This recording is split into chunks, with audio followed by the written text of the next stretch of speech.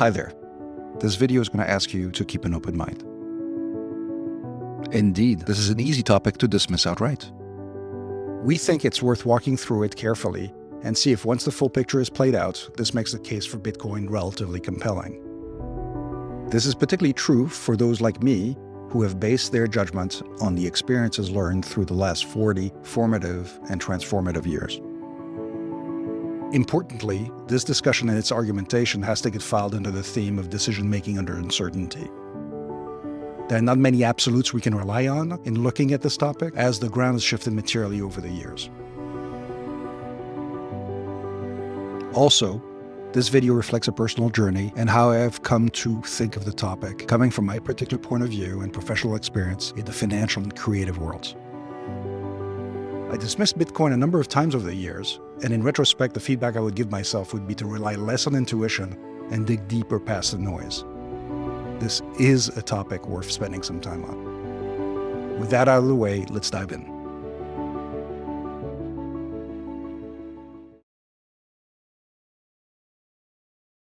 First, it's worth stepping back and looking at how the world has changed in the last 40 or 50 years. An internet meme has come up recently, asking what happened in 1971, highlighting a number of observable major changes with an inflection point 50 years ago. First, let's look at a few aspects of life in the early 70s. All phone, messaging, and telegraph was handled by a single company nationally, AT&T in the United States. Information sharing, person to person, was limited and always involved a middle actor. Computers the size of a living room only existed in the military, large companies, and advanced institutions with much of the day-to-day work done on paper or typing machines. Inflation was relatively low.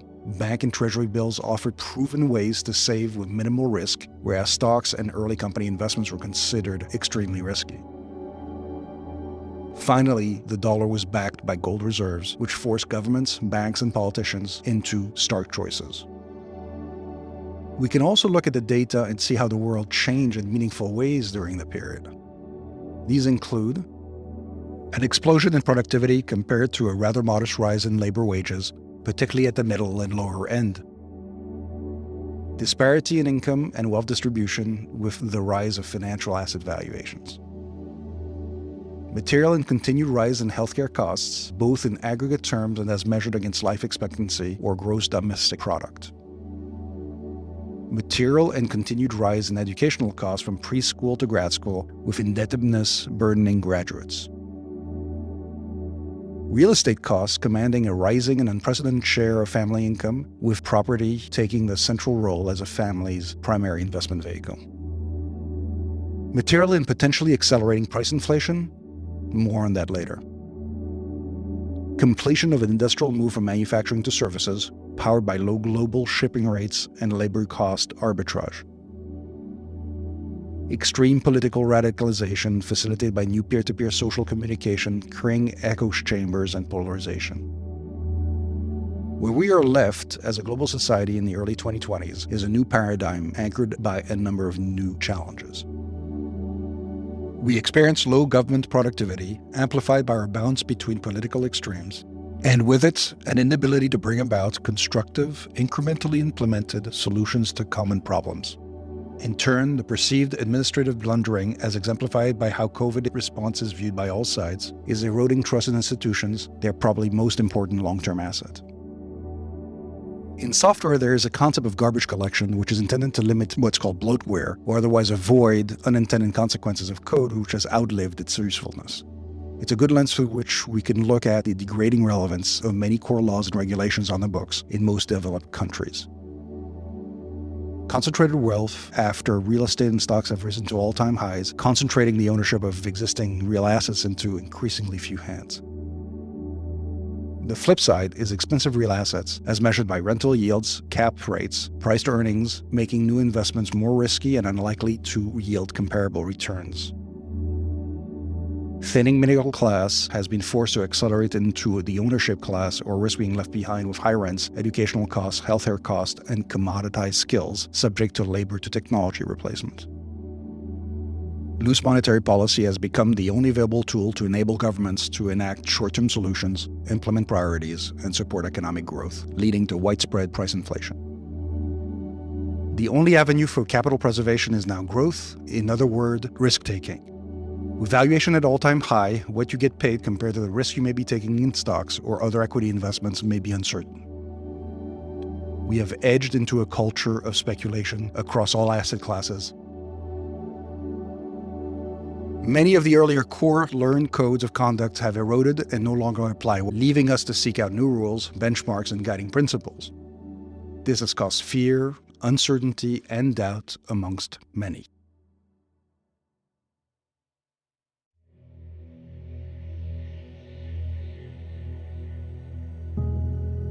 More than ever before, this technological change has driven professional empowerment, new in-demand skill, and the ability to build away from the establishment.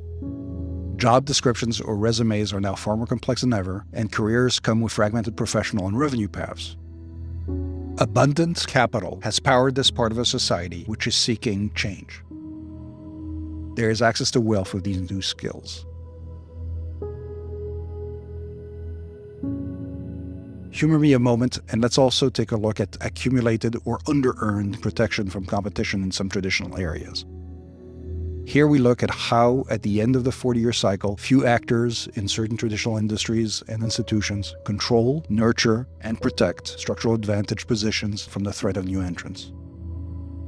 Government dysfunction means, for example, that the tax code in most countries cannot be rewritten or adapted to new needs.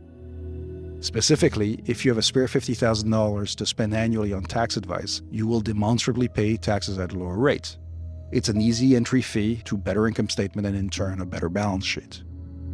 If you did not own your house in any urban area of a developed industrial country in the last 20 years, you are likely priced out of its most active areas and resigned to commuter status.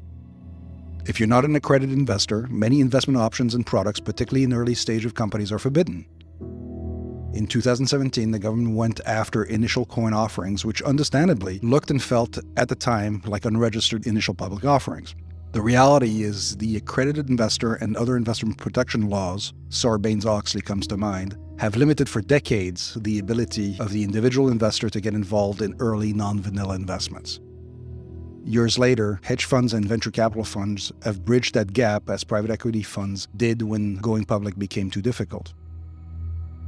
Regulatory regimes in healthcare, logistics, transportation have also made it harder, although not impossible, for new entrants to challenge consolidating leaders. These moats were built on good choices and hard work for sure, but often these old tools don't seem to work to grow as much as to protect legacy businesses from competition. More importantly, they have created in places an institutional controlling class resistant to the generational wealth transfer towards a new skilled class and a new set of industries. In other words, technology is doing fine redistributing wealth to certain productive actors in one part of the landscape, whereas regulation, investor protection, and tax law rules can slow progress in many others. One of these important laggards remains finance. The skills, entrepreneurship, ambition exists, and so do some very protected business models anchored by decades of old technology and regulatory thinking. And just like accumulated pressure in an earthquake zone, something's got to give.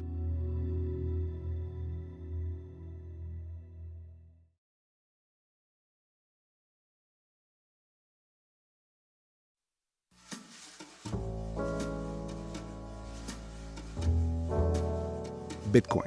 First, let's acknowledge that any newcomer to the subject is bombarded by loud, noisy nonsense. Any Google search on the topic or YouTube video is likely to bring out some shouting, extreme predictions, or some irrational emotion. Let's go back to where it started. Created after multiple failed iterations and combining several key aspects of earlier projects, Bitcoin was the first to more completely answer the basic question: if you had to create a new currency from scratch, using all the tools available now, how would you go about doing it?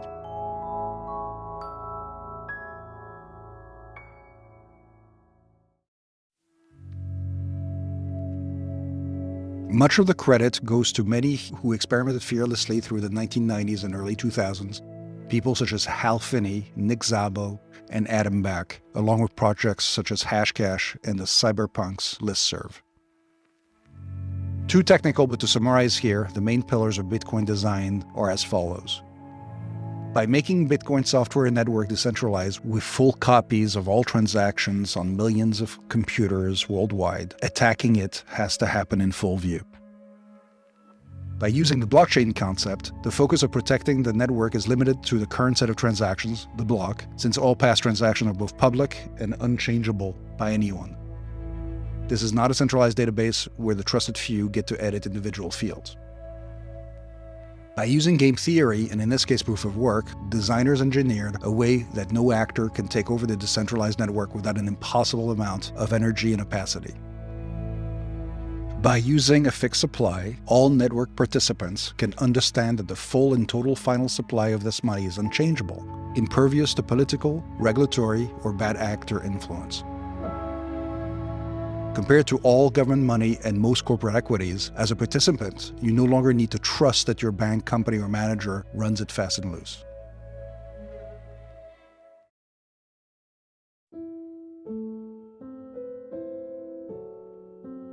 So now all the infrastructure, technical, and environmental elements exist to create a tool for individuals worldwide to use and transparently send, store, and receive value. But how has that value been determined since its creation when it obviously was worthless? How does that idea become reality? Most people argue whether Bitcoin is a protocol, a currency, property, an asset, and are trying to fit it into a pre-specified framework. Often in order to use this framework to understand it, regulate it, or perhaps even sometimes dismiss it out of hand. Yet in its simplest form, Bitcoin is a network. One which every new entrant joins voluntarily, whose rules every participant individually accepts, supports, and indirectly enforces. Like any network, it rises and falls with the size of its adoption and the merit of its uses.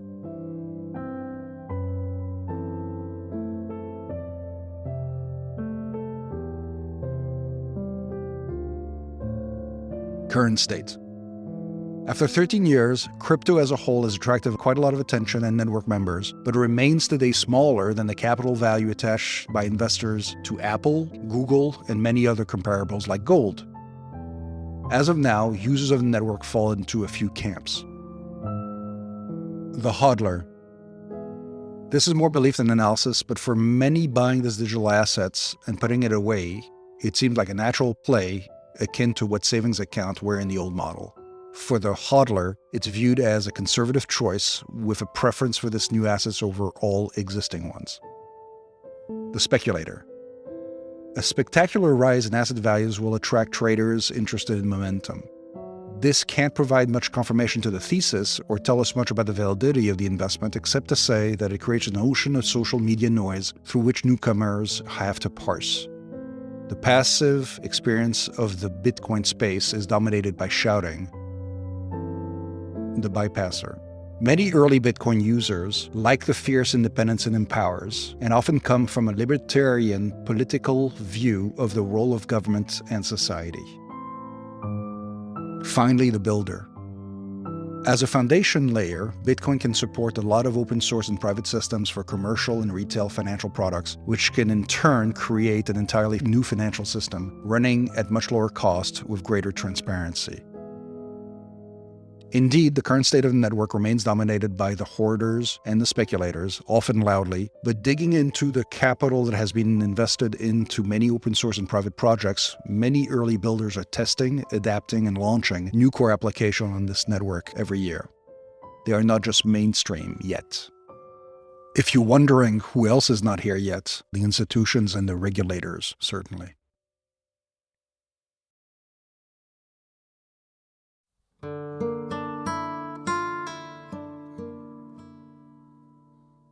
How could this happen? The simpler answer is more people using it. The when is more fuzzy. There are better answers as to the why and the how. First, we have witnessed the relative and continued weakening of the US dollar as a world reserve and transactional currency. Oil, natural resources, non-US trade are all increasingly getting denominated away from the traditional US dollar standard. Over time, many actors have been willing to trade US dollars for other stores of wealth or transactional instruments based on fiat value. Since the 1971 separation of the US dollar from the gold standard, it has joined any other currency whose value is based on trust and perceived value. And that's the point. It's now all about the fiat, or extrinsic value. In other words, its adoption. A periodic reminder that 85% of the value of gold is a premium to its intrinsic industrial value. Here's a scenario which, in my mind, has a chance of coming to life, albeit perhaps slowly. One only has to look at YouTube, transportation, gaming, entertainment industries to witness new models powered by technology, ambition, and disruption to get around existing moats. At the micro level, the rise of skilled, young, aggressive, ambitious creators demanding their work be measured and paid a new way. Over time, skilled professionals with pricing power, meaning with the ability to dictate their terms, will start taking their compensation, fixed or variable, in something else than the depreciating US dollar. This does not mean pricing is done in the still volatile currency at first, just a payment. This has already happened in the creative and sports industries, where athletes, entertainers, influencers choosing to do so. The short-term verdict is still out, given the volatility of Bitcoin. The long term, there are reasons to think that this is a better store of value than existing alternatives, particularly if the compensation choice is more widely adopted. Over time, with only very simple game theory mechanics, this can ensure a material transition to a multiple diversified value standard, something that many actors have been looking for a long time. It should be concerning to anyone with wealth to notice that younger entrepreneurs with demonstrably newer skills are denominating their success in entirely different ways using different metrics and tools.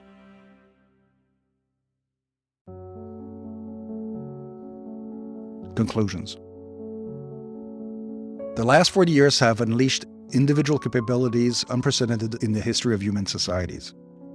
This decentralization has already disrupted too many industries to count, with users' expectations increasing dramatically so as to make many proven techniques obsolete. The degree to which industries have been transformed is directly related to the level of technology disruption and structural protection afforded by moats in the face of this unrelenting change. Those protected by regulation or wealth or power concentration remain in place, but for how long? Surprisingly, while finance at the consumer level has been changed by technology, core foundational elements such as the indexing, currency, monetary policy, security, and investor protection regulation, as well as most of the tax laws, remain sclerotically unchanged, providing them under-earned protection. Too much power and capital already resides in the hand of individual customers and disruptive venture agents to go back to centralization. A cascading adoption by newer generations of something else than the 40 to 100-year model can establish new, more efficient payment rails and settlement layers store of value. Bitcoin, given its existing adoption, its design, its simplicity, has a real chance of becoming this alternative. As an art dealer friend tells me often, sometimes it doesn't matter if you believe in something for it to have value. You don't get a discount at a Chelsea gallery, even if you happen not to like Andy Warhol's art pieces. If you made it this far, I want to say thank you. And if this video hit you the wrong way, I gotta tell you I felt the same the first time I kind of looked at this. I think it's worth having a dialogue and exploring some things that come with uncertainty. That's just what we try to do here. Thanks very much.